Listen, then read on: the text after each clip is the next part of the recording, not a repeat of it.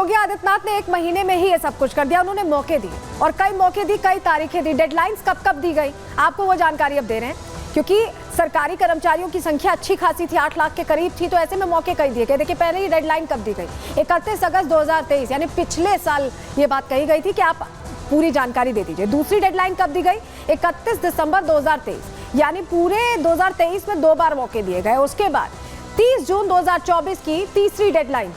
उसके बाद भी जो कर्मचारी रह रहे थे उनको फिर से मौका दिया गया। चौथी डेडलाइन 31 अगस्त 2024 की तय की गई थी और उस वक्त सैलरी रोकी गई थी, फिर क्रेडिट कर दी गई थी। बहुत कोशिशों के बाद एक आध जो विभाग थे उनकी तरफ से ये रिक्वेस्ट आई कि बहुत सारे त्योहार थे और ऐसे में थोड़ा वक्त और चाहिए, तो एक और मौका, 5वां मौका, 5वीं डेडलाइन दी गई 30 सितंबर 2024 तक की, जो खत्म हो गई है। और उसके बावजूद 39,000 ऐसे हैं जिन्होंने अपना ब्यौरा नहीं भरा है। लेकिन आपको बताएं, करीब ऐसे 90 विभाग थे जिनसे ये डिटेल्स मांगी गई थी। गिने चुने विभाग नहीं, 90 विभाग थे, लेकिन कुछ जो विभाग इंपॉर्टेंट हैं जिनसे ये जानकारी मांगी गई, क्योंकि इनसे आम जनता का राब्ता रहता है, उनसे कहीं ना कहीं काम पड़ते हैं, तो उनकी जानकारी आपको दे देते हैं। देखिए 90 विभागों से मांगी गई थी। इसके अलावा सैनिक कल्याण विभाग, बेसिक शिक्षा विभाग जहां से लोगों का काम अटकता है, ऊर्जा विभाग, ये भी जरूरी है, यहां भी पैसों का खेल चल सकता है अगर अधिकारी चाहें, खेल विभाग, कृषि विभाग, महिला कल्याण विभाग,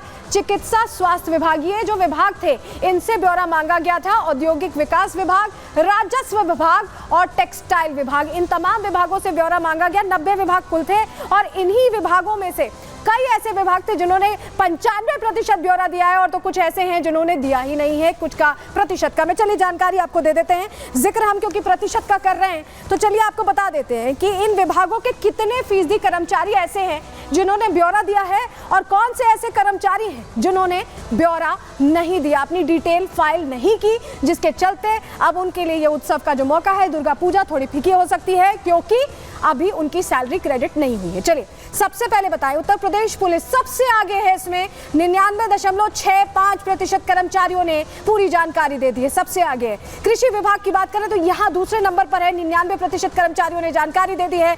लोक निर्माण विभाग के भी 98% कर्मचारी ऐसे हैं जिन्होंने पूरी डिटेल्स अपनी फाइल कर दी है। पंचायती राज विभाग के जो कर्मचारी है 95% हैं, यहाँ पर थोड़ा डिक्लाइन आप देख रहे हैं, यहाँ पर जानकारी नहीं दी गई। इसके अलावा पशुधन विभाग की बात करें, चिकित्सा विभाग की बात करें, शिक्षा विभाग की बात करें, सभी 95% हैं। 5% कर्मचारी हर विभाग में, इन विभाग में बचते दिखाई दे रहे हैं। जल शक्ति विभाग के 94% कर्मचारी यहाँ पर अपनी जानकारी फाइल कर चुके हैं। तो जिन्होंने डेटा नहीं दिया है उसको लेकर अब सवाल पूछे जा रहे हैं। वहीं कर्मचारी संघ से भी हमने उनका पक्ष जानने की कोशिश की कि क्या वजह रही कि जब अधिकतर विभागों के 95%, 99% कर्मचारी अपनी डिटेल्स कर दे रहे हैं, तो ये 100% आंकड़ा क्यों नहीं पहुंच पा रहा है, उनकी तरफ से क्या सफाई आई है, सुनिए। लगभग लोगों ने फॉर्म भर ही दिया है, अपनी संपत्ति का ब्यौरा दे ही दिया है, क्योंकि कुछ लोग ऐसे बचे कहीं संबद्ध हैं या कहीं कुछ कम पढ़े लिखे हैं, वो भरवाने उनको दिक्कत आ रही है। तो ऐसे कुछ विभाग हैं जहाँ पर बहुत कतिपय लोग 5% बचे होंगे लगभग, जैसे 95 लोगों ने भरी दिया, जैसे पेपर में भी दिया हुआ है। और मैं सरकार से अनुरोध करता, माननीय मुख्यमंत्री से भी अनुरोध करता हूं कि कुछ लोग जो बचे उनको मौका एक दिया जाए और जिसे वो सब भर लेंगे। देखिए संपत्ति बताने की व्यवस्था इसलिए रखी गई है क्योंकि कोई हिला हवाली या कोई कहीं कुछ गड़बड़ ना हो रहा हो, कहीं कोई भ्रष्टाचार ना हो रहा हो। क्योंकि आपको ये बता दें कि जितने IAS PCS अधिकारी होते हैं उनका भी एक पोर्टल है जिसपे वो जानकारी देते हैं। तो ये राज्य कर्मचारियों पर इसीलिए लागू किया गया कि एक पारदर्शिता रहे, ट्रांसपेरेंसी मेंटेन रहेगी, जो पब्लिक है, जो जनता है, उसका काम आसानी से होगा और पैसों की उगाही बीच में कहीं ना हो, ये सुनिश्चित करना चाहते हैं योगी आदित्यनाथ। लेकिन इस पर भी राजनीति हो रही है, समाजवादी पार्टी इस पर भी प्रश्न खड़े करते दिखाई दे रही है। सुनिए क्या कुछ कहना है। 7.5 साल की कुंभकर्ण की नींद के बाद योगी सरकार आज जागी है और हम लगातार इस मुद्दे को उठाने का काम कर रहे हैं माननीय अखिलेश यादव जी के नेतृत्व में कि जिन्होंने कर्मचारियों ने अवैध संपत्तियां इकट्ठी की हैं उन पर कार्रवाई होनी चाहिए, दंडात्मक कार्रवाई होनी चाहिए। हम लोग समाजवादी लोग इस देश के, इस प्रदेश के भ्रष्टाचार से हमेशा लड़े हैं और हम लोग कहते हैं ये सरकार का देर से उठाया हुआ कदम है। और चलिए आगे बढ़ते हैं, अगली खबर का रुख करेंगे जहां भगवान राम पर सियासी संग्राम छिड़ा हुआ है, क्योंकि ऐसा लगता है कि कांग्रेस की राजनीति भगवान राम का नाम लिए बिना चलती नहीं है।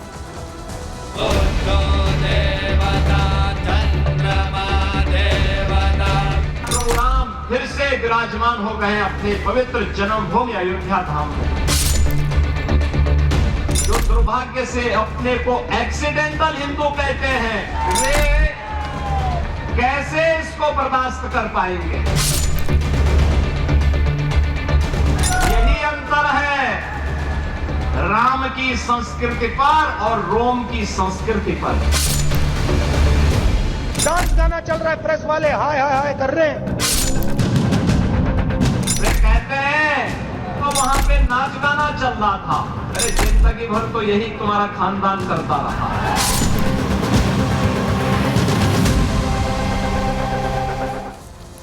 कांग्रेस की सियासत हमेशा से राम मंदिर के आसपास घूमती दिखाई दी। जब राम मंदिर का जिक्र किया गया, जब बनवाने की बात की गई, तो अब ये कहा जाता था कि मंदिर वही बनाएंगे, तारीख नहीं बताएंगे। जब तारीख आ गई, प्राण प्रतिष्ठा को लेकर पूरी तैयारियां, भव्य तैयारियां होने लगी, भगवान राम की जो वो 5 साल की मनोहर मूर्त है उसकी तस्वीरें आने लगी, तब कांग्रेस ने इसका बहिष्कार करने की बात की। इस पर राजनीति भी खूब की गई, सवाल भी खूब पूछे गए, और जब मंदिर की प्राण प्रतिष्ठा हो गई तब बहिष्कार भी किया गया। और अब भी चुनावों के दौरान भी राहुल गांधी या कांग्रेस बार बार भगवान राम को राजनीति में ले आती है, और ऐसा ही कुछ होता दिखाई दिया है। इसकी अब हम चलिए बात कर लेते हैं, क्योंकि आपको बताएं कि हरियाणा में जब उस समय लोकसभा चुनाव थे, तब राहुल गांधी ने भगवान राम का जिक्र करके जो प्राण प्रतिष्ठा का भव्य कार्यक्रम हुआ था उस पर प्रश्न खड़े किए थे।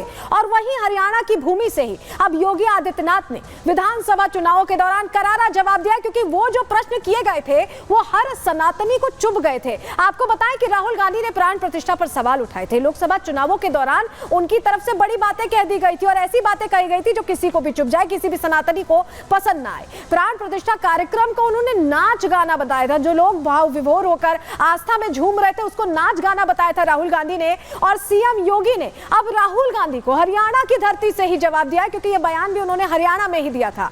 राहुल का परिवार जीवन भर यही करता है। योगी आदित्यनाथ ने कहा 500 सालों का जो इंतजार था उसके बाद पूरे देश में खुशी का माहौल था, जश्न का माहौल था, और इन बदनसीब कांग्रेसियों को इससे नफरत है। योगी आदित्यनाथ ने यह बोला कि एक तरफ राम की संस्कृति में पले बढ़े लोग हैं जो भारत के हैं, और एक तरफ दूसरी तरफ रोमन संस्कृति में पले बढ़े लोग हैं। यानी जिस तरह से रोम से उनका संपर्क है, इटली से उनका संपर्क है, इसका जिक्र यहाँ पर योगी आदित्यनाथ ने किया है। और समझिए कि रामलला की जब प्राण प्रतिष्ठा हुई थी तो सनातनियों में उत्साह था, लेकिन उस वक्त भी मंदिर को लेकर सियासत हो रही थी, चुनावों के दौरान भी सियासत हुई। लेकिन अब एक सनातनी ने सच्चे तौर पर राहुल गांधी को जवाब दे दिया है। रिपोर्ट देखिए।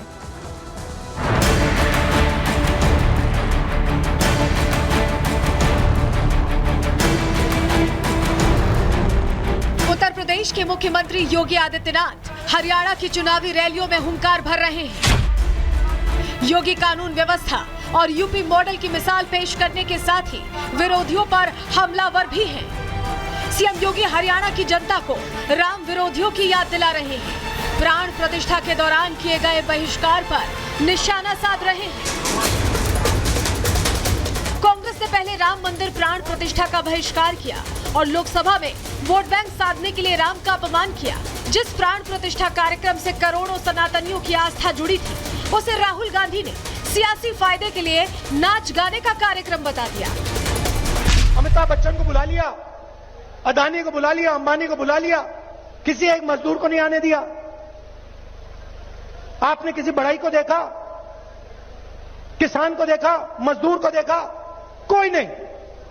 डांस गाना चल रहा है, प्रेस वाले हाय हाय हाय कर रहे हैं, नाच गाना चल रहा है, डांस चल रहा है। लोकसभा चुनावों में राहुल के दिए बयान का हिसाब सीएम योगी ने हरियाणा के विधानसभा चुनाव में बराबर कर दिया।